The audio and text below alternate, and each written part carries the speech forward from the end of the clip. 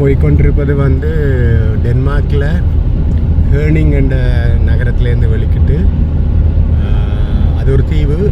அது தீவில் தீபகற்பம்.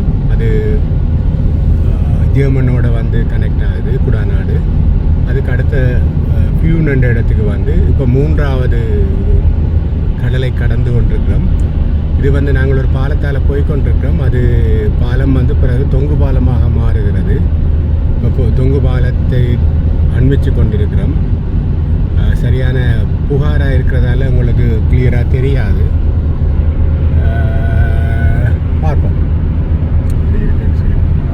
இந்த இடத்திலிருந்து வந்து அந்த தொங்கு பாலத்தின் ஸ்ட்ரக்சர் தொடங்குது. கவனித்து பாருங்கோ, மேலே அந்த கேபிள்கள் போகிறது. ஆனால் தெரியுதில்லை ஒன்றும். துரதிருஷ்டவசமாக சரியான புகாராக இருக்குது. அதற்குரிய அந்த பாருங்கள், அந்த என்ன மாதிரி அந்த அமைப்பு செய்யப்பட்டிருக்குதுன்னு சொல்லி இந்த கேபிள் கனெக்ஷன்ஸ் இருக்குது பாருங்க. இதில் பெரிய தூண் இருக்குது பாருங்க. இன்னொரு தூண் வரும் இடையில வந்து இந்த இது, அதாவது இந்த தூணில் இருந்து நாங்கள் இன்னும் ஒரு தூண் வரும். அது வரைக்கும் வந்து கீழே வந்து எந்த விதமான இதுகள் என்னென்னு சொல்கிறது தாங்கிறதுக்குரிய கட்டுமானங்கள் இல்லை. இதற்கு கீழால் வந்து கப்பல் போய் வர்றதுக்காண்டி வந்து இந்த தொங்கு பாலத்தை அமைத்திருக்கிறார்கள். மிகவும் பெரிய நீண்ட தொங்கு பாலம், மிக உயரமானது. பாருங்கள், கவனித்து பார்த்தா அந்த ஸ்ட்ரக்சர் தெரியுது.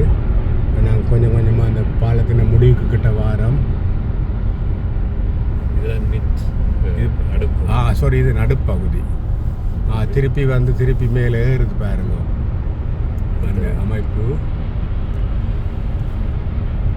அப்போ அந்த ஒரு 2 ட்வின் பிரிட்ஜ் மாதிரி செய்திருக்காங்க. என்ன இரட்டை தொங்கு பாலம் மாதிரி. ஏன்னா அந்த நீண்ட தூரத்துக்கு ஒரு அளவுக்கு மேலே இந்த சைட்டு போகிறதுக்கு காத்தடிச்சா நிப்பாட்டு.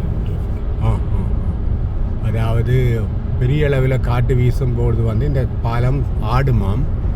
ஆக கூடுதல் ஆடுனா வந்து நாங்கள் இந்த 2வது அந்த அமைப்புக்கு வந்து விட்டோம். அதை தாண்டிட்டோம். அந்த கூடுதலாக வந்து இந்த பாலம் ஆடினால் வந்து போக்குவரத்தை தற்காலிகமாக நிறுத்துவார்களாம்.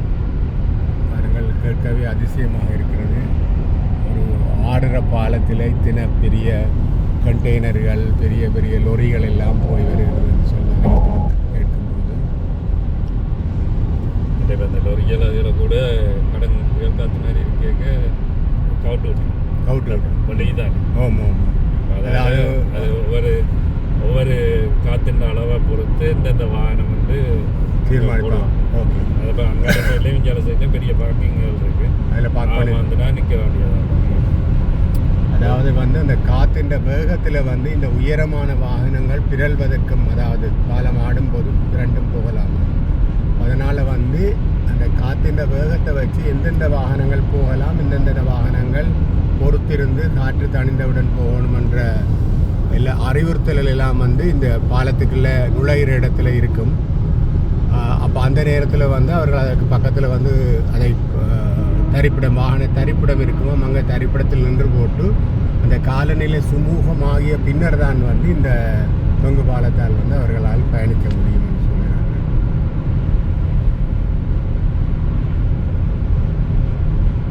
110 கிலோமீட்டர் ஸ்பீட். ஆனாலும் பார்க்க 110 போகிறோம் நாங்கள். இது அவரேஜ் ஸ்பீட் லிமிட் உள்ள இடம் இந்த ஏரியா. நீங்கள் ஸ்பீடாக ஓடினீங்கன்னா அவரேஜுக்கு பார்த்து கட்டணும். ஓகே,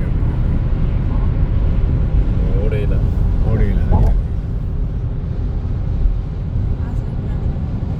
இப்போ பாலத்துக்கு காசு கட்டணும். ஓகே, இப்போ இந்த பாலத்தில் வந்து நாங்கள் பயணிக்கிறதுக்கு வந்து ஒரு இது காசு கட்ட வேணும். இந்த காசு கட்டுற இடம் வருது. இதில் 80 கிலோமீட்டர் இருக்குது. ஒன்று இங்கே கேஸ் கிரெடிட் கார்டு, அது நம்பர் பிளேட் ஸ்கேன் பண்ணிட்டேன்.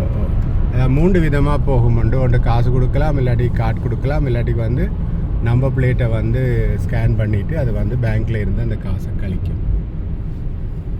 நாங்கள் வந்து அந்த சிஸ்டத்துக்குலாம் நம்பர் பிளேட்டை பாருங்கள் இதண்டிட்டு அது போக விடும்.